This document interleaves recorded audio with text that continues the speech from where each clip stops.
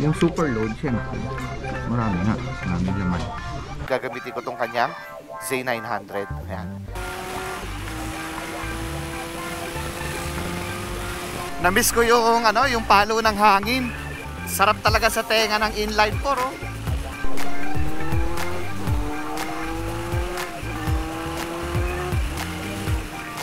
Namamanhid na yung kamay ko. Sir, sa ano lang, Laiya kay Kuya Oliver. Kakain lang. Sige po. Subscribe kayo, ma'am. Masarap, malambot, malinamnam pa rin yung sabaw.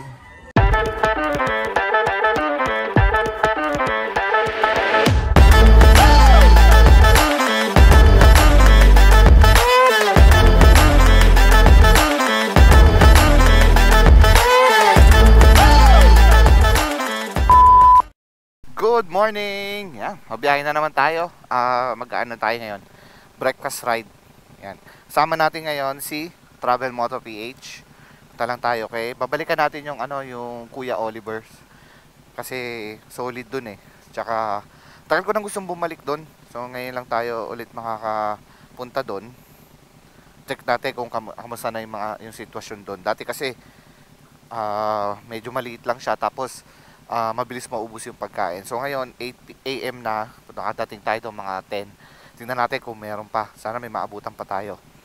Tapos ngayon, ito, magpapalit kami ng motor ni Travel Moto PH. Gagamitin niya yung si Versys, at gagamitin ko tong kanyang Z900. Ayan. Hindi ko i-review dahil hindi naman ako ganon. Ano ko lang sa inyo yung impression ko, tsaka kung ano ba siya, kamusta ba siya. Ayan. So, yun. Alis na kami dito. Tapos update ko kayo pag nasa biyahe na. Let's go! Ayan.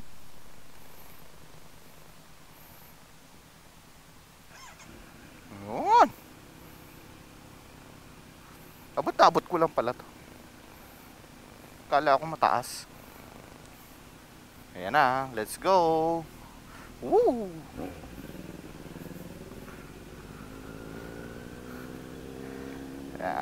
Sarap. Medyo nakakapanibago lang. Uy, subsob. Go! Kotse ah.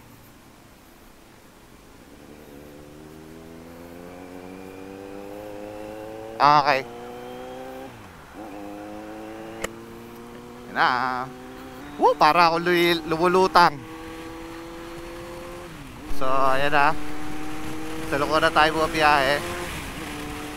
Medyo patikim lang na konti. At sarap niya, parang sobrang gaan. Yun nga lang, naninibago lang ako sa position kasi medyo aggressive yung position ko eh. Nakatungo ako. Tapos yung paa ko nakatiklop, nakataas masyado. Parang semi sports bike yung position. Pero okay naman, komportable naman. Kaya pala nakatagal sa Ironman to si Travel Moto PH eh.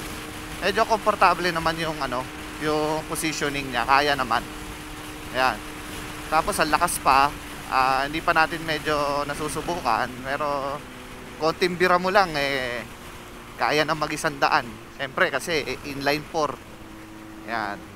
Tapos meron tong mga mode, road, tsaka sport mode. Ayan. May rain mode din siya. Ayan, wala sa Versys natin yan. Sa Versys natin traction control lang yung meron siya. Yan. So ito, naka-sport mode tayo, try natin. Yan. So ito ang ruta namin. Dito tayo sa SLEX, South Luzon Expressway. Tapos mag-start hold tayo. Tapos mag-aano tayo, Ibaan exit. Namiss ko yung yung palo ng hangin. Kala kung baka pag ako, kala mo tagal ko na naka-adventure bike eh, no? Pero yan yung difference ng sport sa adventure actually. Yung yung palo ng hangin, hindi mo mararamdaman sa sa adventure bike. Para siyang mainit. Lalo na pag yung mga ganito na medyo mabagal ang traffic. Mainit yan pagka naka-adventure bike ka kasi yung hangin na harangan ng windshield. Tapos sasabay yung mga singaw ng kotse tsaka singaw ng motor. Yun yung nararamdaman ko pagka naka-adventure ka tapos medyo matraffic. So kaya minsan pagka medyo matagal na yung biyahe, tumatayo talaga ako. Yun. Kaya madalas nakikita nyo, nakatayo yung mga naka-adventure bike. Hindi naman yun para magyabang. Minsan para lang mapreskuhan. Kasi nakaharangan nga na yung hangin ng ng windshield. So kailangan mo tumayo para malampasan mo yung yung windshield, tapos masalo mo na yung hangin. Ayan, medyo mabagal yung ng traffic doon sa may sa may Calamba toll gate. Okay naman siya sa traffic, sa slow moving. Nimble naman siya, Yun nga lang, ayan, sa lubak, yung difference siya kay Versys, medyo matagtag siya kasi nga iba yung iba yung klase ng suspension nito sa klase ng suspension ni Versys. Kay Versys, pagka nag high speed ka or pag mabilis ka kahit malubak, hindi mo masyadong ramdam. Kaya nakakapag high speed tayo or na mabilis tayo kahit malubak ang daan, kahit matagtag. Pero ito ramdam mo konting boom, konting ganun. Para siyang si para siyang si Zaki. Yung way nung tagtag nung niya, nung manibela niya. Ayun si Travel Moto PH sa likod natin, Ang ganda pala tingnan ni Versys sa mula sa harapan. Ayun, ganda, Ang sarap din nung nung clutch nitong Z900, ang lambot. Na soft touch ka lang, para ka na rin tuloy naka quick shifter, Parang hindi ko nga nararamdaman na nagka-clutch ako Ganda. Hindi tulad sa Versys, medyo mataas ang clutch, tapos ramdam mo talaga kapag piga mo na, ramdam mo na hinihila yung kable. Travel Moto PH gamit si Versys. Ganda, Nice.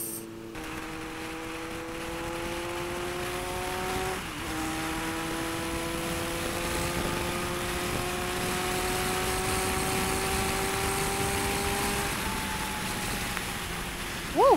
Easy 140. Medyo masakit tayo likod ko. Hindi na sanay sa mga naked bike.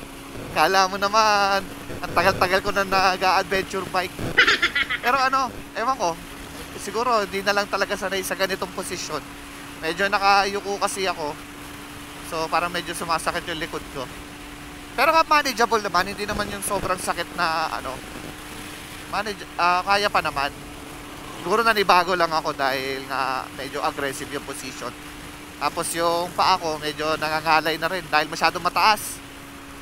Para ako mahirap tumayo Nakayuko ka, tumayo ka.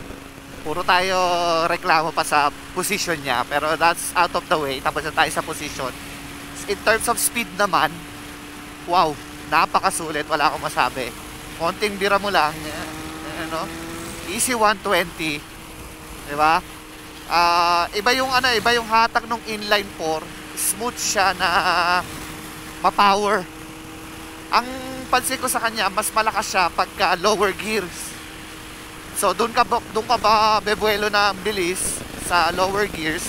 So, pagdating ng ng higher gears, parang maintain speed na lang, tas konting bira na lang. Parang ganun ang pansin ko sa kanya Pero sarap sa tulin niya.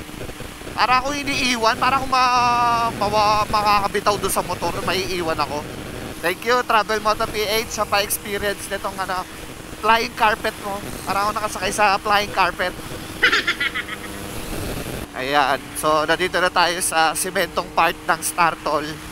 Nagsisimula na ang parusa. Ayan, nararamdaman ko na yung tagtag niya mula sa harap tsaka sa likod. Baka kasi yung yung suspension na Versys malambot yung shocks sa likod. So yung sa mga ganito na klase ng kalsada, hindi mo masyadong feel yung tagtag. Kaya kaya mo mag high speed dito. Ayan, so ayan Tama, di ba? Parang wala siyang nararamdaman.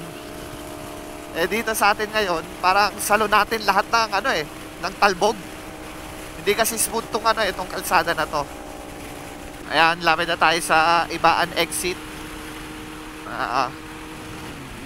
Medyo namanhid yung kamay ko sa tagtag Okay lang naman. Sarap naman gamitin itong Z9 para ka lumulutang. Basahin mo ako.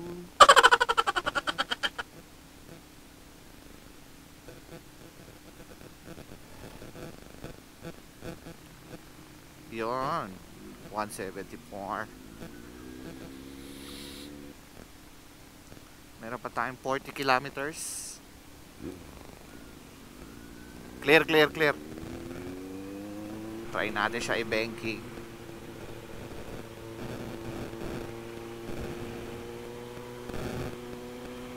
Parang medyo mabigat siya i-banking. Hindi, kailangan mo talaga siyang i-liad. Kailangan mo ihiga talaga pag iba-banking mo siya. Hindi siya yung ewan ko, iba kasi yung feeling pag yung adventure bike yung binabanking mo. Ang gaan niya. Sunod talaga yung katawan ng motor. Ito parang lumalaban pagka binabanking ko I don't know if mali lang yung ano ko. Siguro mali lang yung pagbanking ko sa kanya. Ingat mataas to.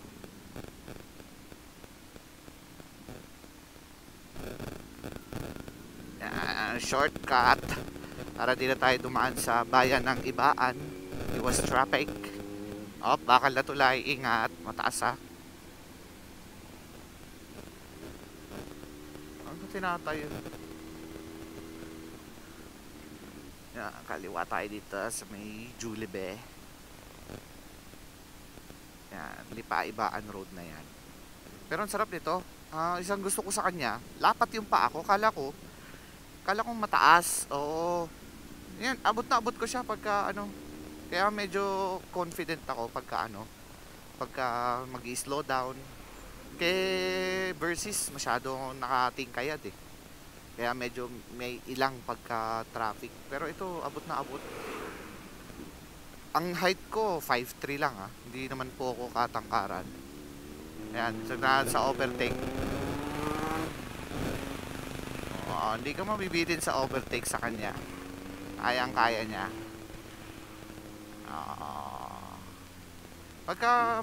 Pagka kailangan mo ng power, ibibigay niya. Ayan May kotse para teka. Paglagpas na may window. Tapos nahuli ko na yung technique sa kanya. Kailangan soft touch ka lang sa clutch. Tapos mabilis lang pagka mag-shift ka. Yun parang ganun lang. Kapit tapos cambio bitaw kagad. Mas lumalabas yung power niya. Hindi pagka kasi nilagyan mo siya ng delay, parang kumakadyot. Pero pagka mabilisan lang na clutch, cambio, bitaw, mabilis na ganon, solid yung takbo niya, para kang naka quick shifter. Sarap talaga sa tenga ng inline 4 eargasm. Ang sarap. Sana rinig sa camera.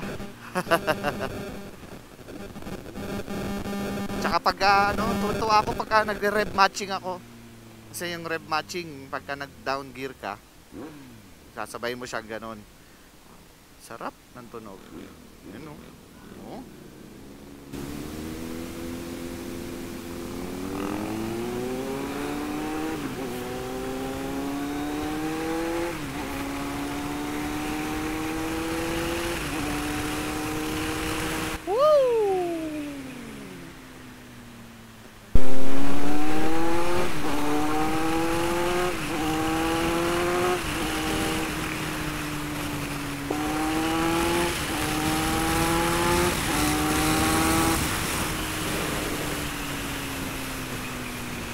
namamanhid na yung kamay ko. Nangalay na. Di na sanay. Pero malapit na naman. 9 kilometers bago tayo lumiko. Pa San Juan, pa Laia. Malapit na naman yon. Gusto ko rin yung preno niya. Ang kapit ng preno niya. So kampante ka nga pagka tumatakbo ka. Lalo na yung foot brake niya. Kasi yung kay Zaki na foot brake, medyo malambot.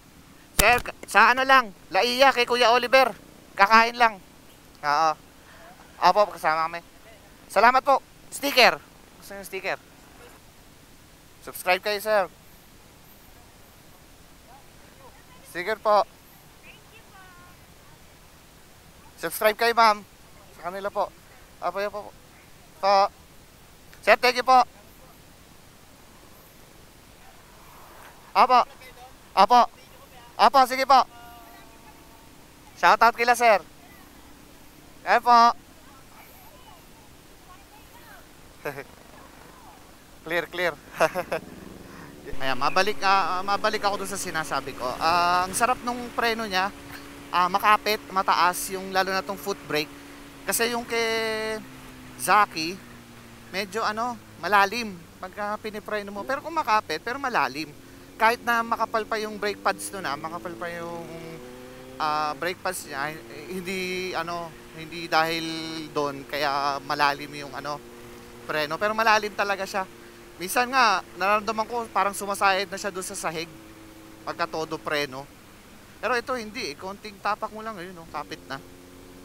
San Juan na tayo, San Juan, Batangas. 500 meters kakanan na tayo. Meron pa. Tanghali na tayo eh. Alas 10 na. Oo. Ayan, Laiya. Ayan, yung si Kuya Oliver papunta yan dyan sa Laiya.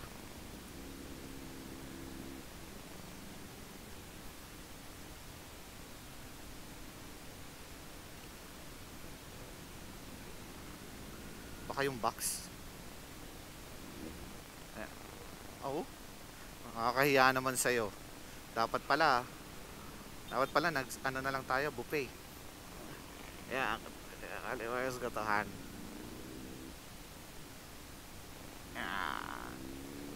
Ito na yan, may papasok ka dito sa sa papunta kay Kuya Oliver. Kaya dapat nakamapa kayo maganda kasi maliit lang yung sign niya doon eh. Ito Kuya Oliver's Gotohan. Tapos may mga humps lang, ingat. Tapos pagdating dito, rough road na. Hi, doggy.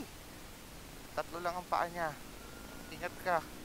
Ayan. So, ito na yung rough road ni Kuya Oliver. Kaliwa ka dito.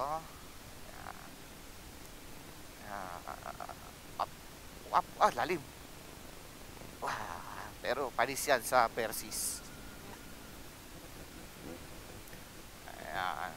Ito na tayo.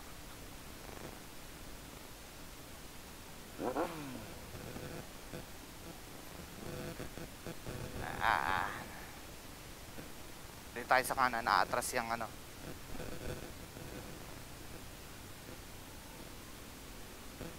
tayo magpark sa may dulo. Kaya mo pa ba?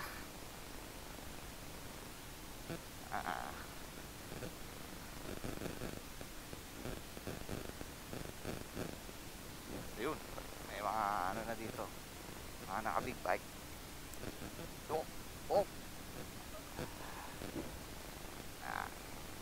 Ayan, so nandito na kami kay Kuya Oliver's Gotohan. Ayan, dito yung lutuan niya eh.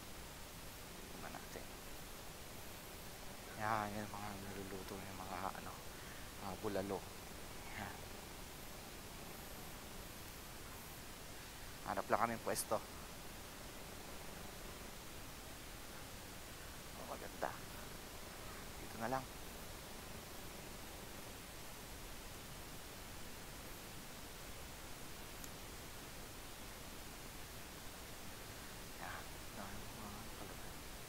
Yun, so order lang kami pagkain. Ayan, so ito na yung aking in-order. Ito yung super low. Ito naman yung overload. So 150 pesos. Tapos ito 200 pesos. Ayan, tingnan natin yung difference. Yung super load, syempre marami laman. Kasi ito yung overload.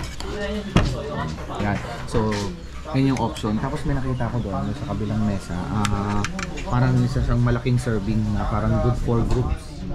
Mamaya tatanong natin kung magkano yun. So tara, kain tayo. Kain na tayo.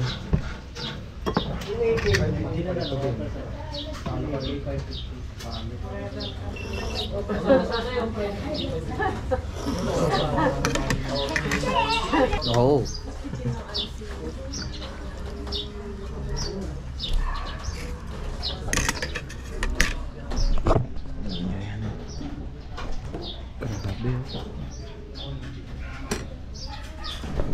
Sarap.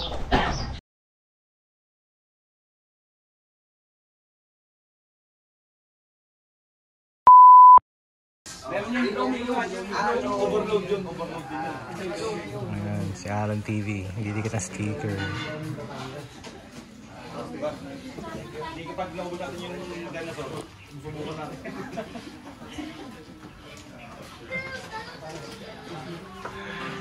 Ayun, so tapos na kami kumain na. Sarap, sold pa rin. Yung pa rin, ganun pa rin yung quality niya. Kasi nga, natinanong ko si Kuya Oliver pa rin talaga nagluluto. Hindi niya pinapaabaya sa iba. Kasi talagang hands-on siya. Masarap, malambot, malinamnam pa rin yung sabaw. So, highly recommended talaga na puntahan nyo to. Yun, so maraming salamat sa mga nanood. At kung nagustuhan mo itong video na to, click mo na yung like button dyan. At kung meron kang gustong sabihin, mag-comment ka lang down below. At kung bago ka lang sa channel ko, hit mo na yung subscribe button at yung bell notification. Maraming salamat. Hanggang sa susunod na biyahe.